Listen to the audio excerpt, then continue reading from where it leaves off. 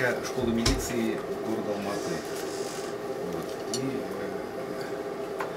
начальник вот этого центра учебного просил передать такую награду нашему уважаемому подполковнику Губайдуллину Амангуле Кадыргалиевичу. Вот. Потому что он сказал, Амангуле Кадыргалиевич, у него большой вклад в России, но немалый вклад и в Казахстане, оказывается. Он в свое время был наставником у многих больших, крупных милицейских чинов, которые в Казахстане. А он здесь их каким-то словом Иваныч их гонял, и, в общем, из них таких воспитал настоящих. Какой у меня брат, вы слышали? Да. Поэтому, учитывая все его заслуги, это, конечно, и шуточно, но и очень много серьезных вещей, потому что этот человек... Очень много теплых слов. Теплых сказали, потому что они тьфу-тьфу-тьфу, говорят казахстары, и все остальные костюмесы, но сказал, что для нас Амангуле Кадыргалиевич это образец порядочности, профессионализма и самых лучших человеческих качеств. Поэтому позвольте мне от имени начальника вручить эту медаль. Она очень красивая, делается в госзнаке Казахстана. Вот она имеет вот такой вид. Сюда, на камеру, сюда будет. А теперь не море, а ресторан. Да. К нему прилагают удостоверение, и он имеет свой номер. Отлично. Казалға барғанда напрокат алыңдар, ешкім тиіспесін. Учебный центр МВД Республики Казахстан награждается Губайдуллин Амангуле Кадыргалиевич. Значит, это посвящено 20-летию полиции Республики Казахстан. Отлично. О, как красиво. Красиво вообще. Еще подходит к костюму.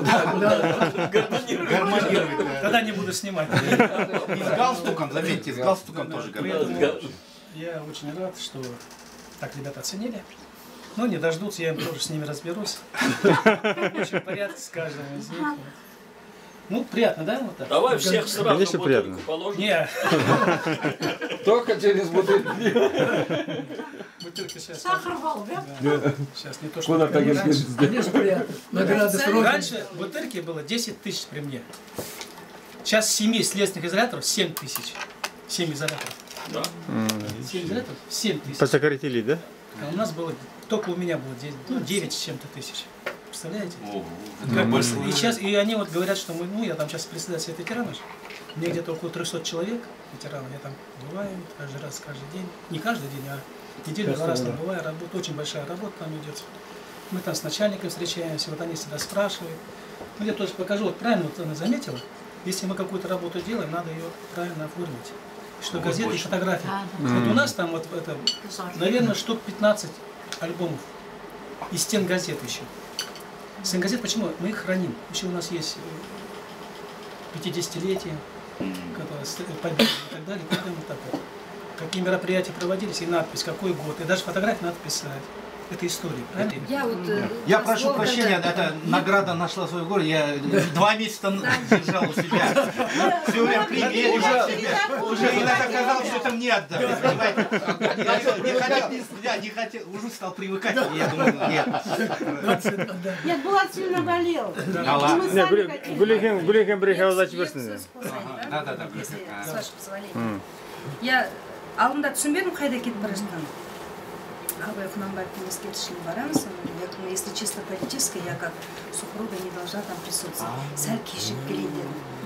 А тут такое событие, да, сюрприз. Бұл кісі ешқашан мақтанбайды ғой. Білмейді ғой ол. Мақтануды білмейді. Вот нас, чемкенских, не надо, я говорю, представлять. Сначала себя представили, потом қалған кісілерді деймін ғой. Алматыда кісілерге өте үлкен рахмет. Потому что қай жылдары барып тұрғанда, не дейді, үлкен кісілерді құрметтегендей бұл на почетное место сажает, пәленшеден кейін сіздер отырсыздар, түгеншеден кейін осы кісілер, сіздер, не дейді, қошеметтейді. Қошеметтейді, өте қошеметтейді. осы кісінің арқасында талай Қазақстанға не дейді, төркі неме алып барам деп, өзім қонаққа барғандай болып қалдым. Вот, самолеттен күтіп алды, траптан сразу алып кетті. И целый поезд там, не дейді, күтіп алды, рахмет бәріне.